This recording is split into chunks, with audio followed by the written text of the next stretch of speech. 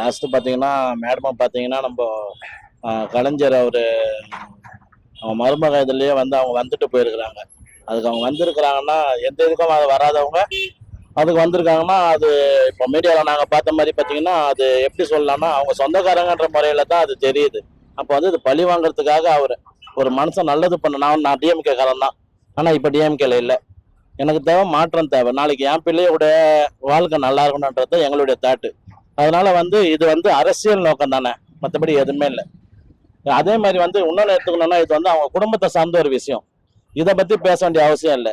ஒட்ட சத்திரத்துல ஒரு ஒரு ஒரு ஒரு பையனை வந்து அறுத்து போட்டுக்கிறாங்க, அதை பத்தி எந்த மீடியாவும் பேசல.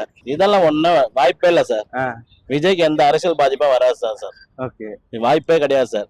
அடுத்து விஜய் தான் சார். எந்த நடிகர் சார், எந்த நடிகர் சார் நடிகை கூட இல்லாம இருக்கிறாங்க? யாரா ஒரு ஆள் சொல்லுங்க சார். யாரா ஒரு ஆள் நீங்க சொல்லுங்க.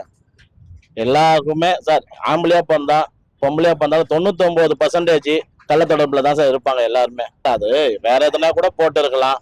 அதை வச்சு அரசியல் பண்றவங்க எப்படி வேணாலும் பண்ணலாமே சார். இது அரசியல் தான் சார். இது வேற எந்த மாற்றமே இல்லை சார். இது அரசியல் நோக்கம். ஓகே. விஜய் வந்து வந்துட்டாரு, சினிமா விட்டு வந்துட்டாரு. திருப்பி அவரை வந்து எந்த ஒரு இதுக்கும் ஈடுபடுத்தக்கூடாதுன்னு அவங்க சைடு. விஜய் வந்து ரொம்ப தெம்பா இருக்கிறாரு சார். அவருக்கு நாங்கெல்லாம் சப்போர்ட் பண்ணுவோம். நான் பக்கா டிஎம்கே குடும்பம் எங்களுது. இனி வந்து டிஎம்கேக்கு என் ஓட்டு கிடையாது, எங்க அப்பா போடுவாரு, எங்க அம்மா போடுவாங்க. இனி என் ஓட்டு திமுக கிடையாது, எங்க ஓட்டு விஜய்க்கு தான் சார்.